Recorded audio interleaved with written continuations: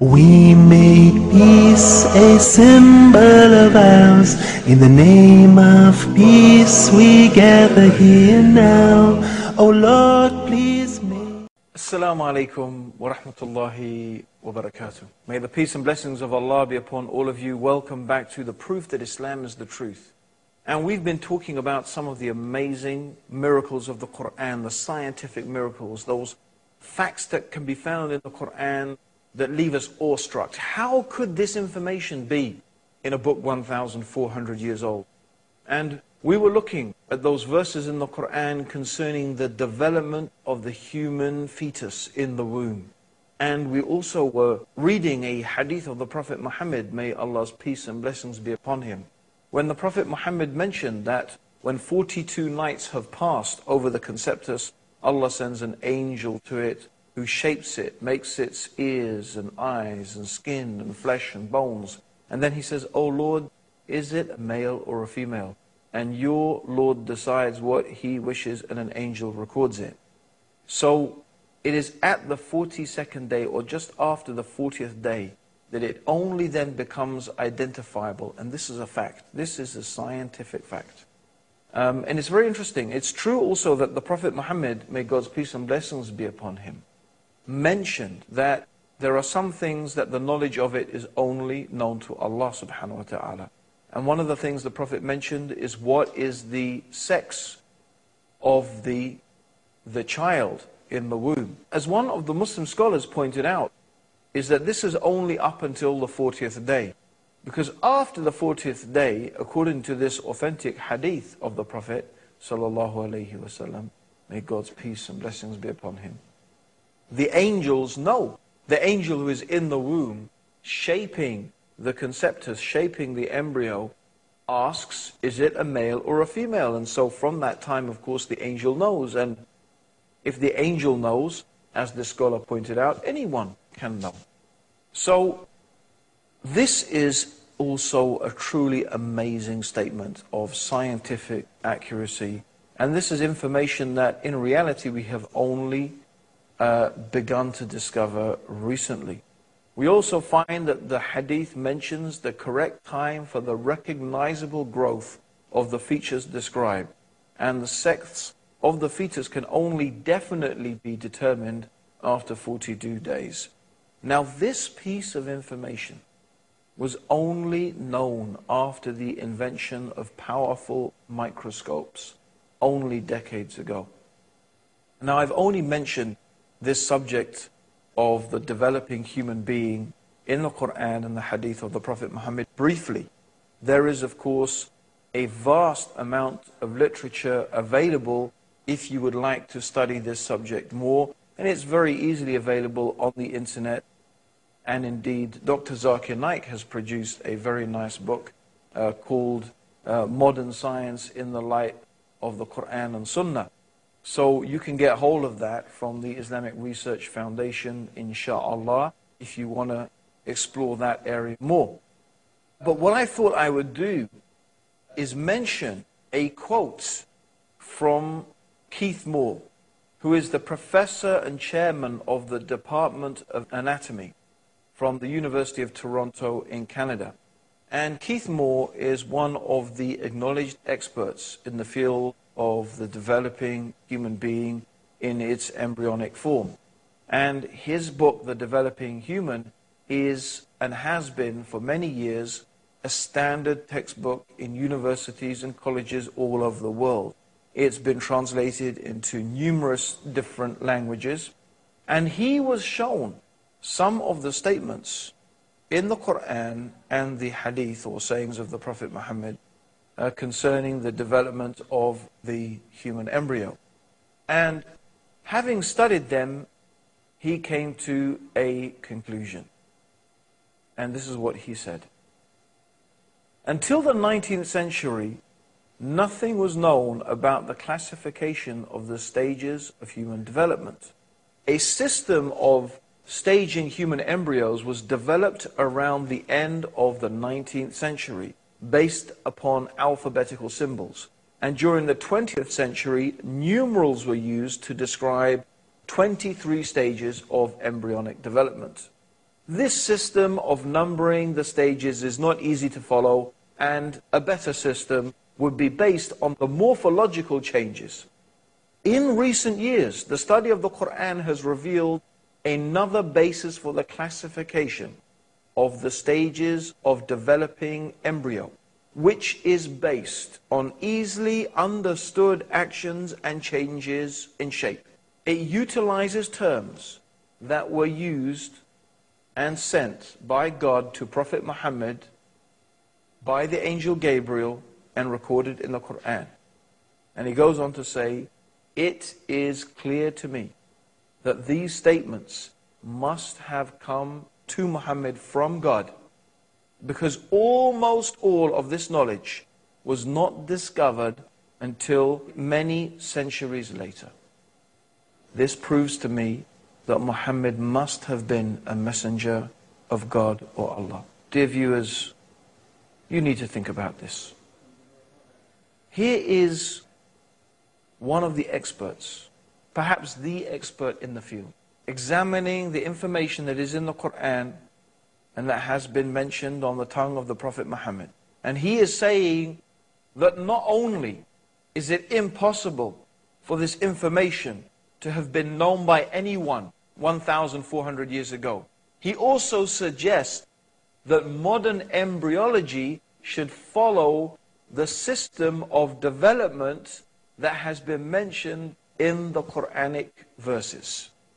In other words, the Quran has described the development of the human embryo so beautifully and so effectively that this should be the basis upon which scientific textbooks founded from now on. This is what Keith Moore is saying. So this is really a truly remarkable statement from a truly remarkable scientist who, by the way, has become a Muslim. How did the Prophet Muhammad develop this information? From where did a man living in the desert 1,400 years ago know? From where did he get the knowledge? This is the question that you have to ask. This is the question that you have to examine. The next thing we want to look at is the water cycle. The water cycle, that is the cycle of water where the sun heats the sea and causes evaporation, and from that evaporation we have clouds forming, and how the winds move those clouds, and from that rain falls. Now, the Quran accurately describes the water cycle and the origin of underground springs. And we're going to be talking about that after the break. So, whatever you do, don't go away, because we have some more amazing facts for you in the proof that Islam is the truth. We make peace a symbol of ours. In the name of peace we gather. Assalamu alaikum, welcome back to the proof that Islam is the truth. And we're going through some of the amazing scientific statements in the Quran. Things that it was impossible for Prophet Muhammad to have known 1,400 years ago. Now, one of the things we want to talk about is the water cycle. Now, it may seem very obvious to us today about the water cycle, and for example, the origin of underground springs. But the ancient Greeks, for example, didn't seem to get it right, despite all of their philosophy and their knowledge and their ability. They actually theorized that underground springs were a product of spray that came off the sea and collected in caves. And then the spray that came off the sea and collected in the caves dripped down into the underground reservoirs through a great sea called the Abyss. In fact, it was not until the 18th century that the water cycle was really accurately described. Yet the Quran says 1,400 years ago, in the 39th surah, in the 21st ayah, have you not seen that Allah sent water down from the sky and led it through sources into the ground? This is a simple but in fact highly accurate description of the water cycle. Another amazing fact that is mentioned in the Quran, we find in the 24th surah of the Quran in the 40th verse. And it's talking about the state of those people who disbelieve and reject faith in God. The Quran describes the state of the disbeliever, the person who has rejected faith, like a darkness.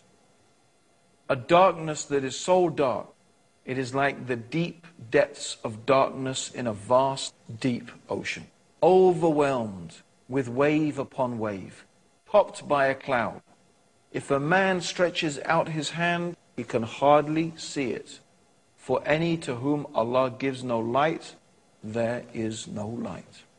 Now, on the surface, here Allah is giving a simple description. A person who does not believe in God and does not follow the guidance that Allah has sent down is a person who is in darkness. They are lost. Their life is a confusion. In fact, their life is so confusing, they can hardly see what is in front of them. This is how Allah is describing it. Darkness upon darkness, confusion upon confusion. He can hardly see or understand what is happening. If God does not give a person light, there is no light. So it is describing a type of absence of light, of being able to see or know really what is truly going on. And so this is the case that is described. So on the surface, we have a very poetic, we have a very strong and vigorous and amazing description of this darkness and the state of being lost. Yet when we examine it in more detail, there is something else going on here as well. There is a clue to some scientific truths. First of all, the Quran describes a vast, deep ocean. And it describes waves upon waves. Now, of course, most of us are familiar with the waves that are on top of the ocean. But what does it mean, waves upon waves? Are there other waves in the ocean? Well, we're going to find out. Also, the Quran talks about a person being deprived of light that they can hardly see. Now, a ray of light is composed of 7 colors. Violet, indigo, blue, green, yellow, orange, and red. And light, when it hits water, goes through what is called refraction. That means that, for example, in the upper 10 to 15 meters, the water absorbs the red color. And as you go deeper, each of the colors in the spectrum become absorbed by the water, until you get to a depth of below about 1,000 meters, there is complete darkness.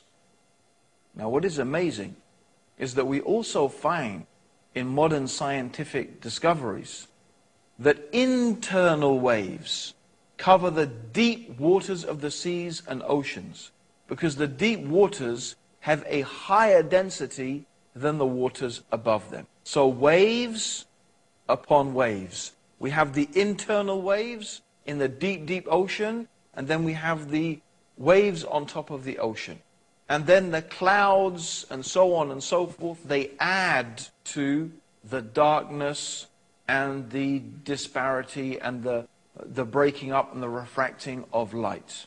Now, what is interesting is the deep darkness. Remember, the Quran says they stretch out their hand, they can hardly see it. This deep darkness begins below the internal waves in the ocean. In fact, there are certain fish down at those depths which need their own lights in order to be able to see. And amazingly, Allah has created these creatures that can actually generate their own lights. Now, this is really amazing because, of course, until very recently, no one has been able to penetrate and to reach those deep parts of the ocean. It is only with extremely sophisticated modern machinery and submarines and diving suits that someone has been able to go down to that depth. Yet we have the Quran 1,400 years ago describing the internal waves of the oceans and the darkness that is there at the depths of the oceans.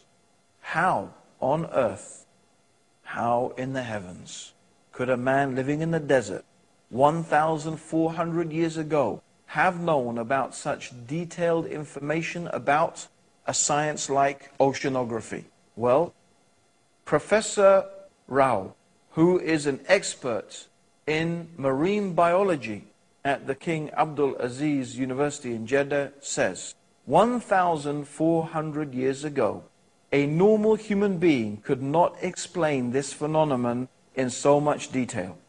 This information must have been coming from a supernatural source.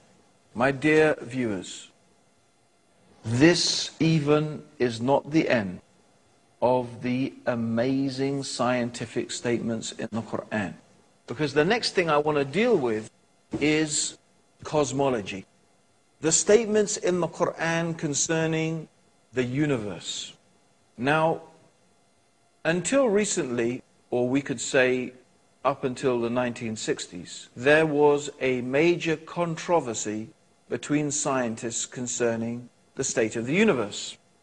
Now, some scientists believed and had begun to develop the idea that the universe was in a state of flux, that the universe was in fact expanding. And from this theory of the expanding universe also came another theory which is commonly known today as the Big Bang Theory. This is the idea that the universe had a common origin in a singularity, a dense, condensed type of matter. The universe was a infinitely small, we could say, part of dense matter. And this infinitely small, dense matter then exploded into what is the universe that we know today. Now, this was opposed by the static state theory. The static state theory, and this was very much preferred theory of atheists, that the universe was the way it was eternally in the past and will keep on being that way eternally in the future. And this was a theory that was really largely based, at least initially, and was believed in by Albert Einstein. And many people therefore followed on from that with this idea of the static state theory. And so this idea of the Big Bang Theory, which was, really held by Fred Hoyle, he was the person who supported this theory, and Lemaitre, who was opposing it with the idea of the Big Bang Theory. Now, evidence came to light that showed that variations in the light spectrum that were being emitted from galaxies and stars, which is called redshift, showed, in fact, that the universe is expanding. And it's amazing that this scientific fact that has now been confirmed, and it is agreed upon by almost unanimously all scientists in the field, that we live in an expanding universe. And the evidence very, very clearly and strongly suggests that. What does the Quran say? 1,400 years ago, before there were telescopes and all the means to discover this information, the Quran says in the 51st surah, in the 47th ayah, the heaven, we have built it with power and we are expanding it. Let's just repeat that again. The heaven, we have built it with power and we are expanding it. 1,400 years ago, the Quran is mentioning how the universe is expanding. The next most important observational evidence was the discovery of cosmic microwave background radiation in 1964 by a powerful telescope. And this had been predicted in the Big Bang Theory as a relic of the hot ionized plasma of the early universe when it first cooled sufficiently to form neutral hydrogen and allowed space to become transparent to light. And its discovery led to the general acceptance among physicists that the Big Bang is the best model for the origin and evolution of the universe.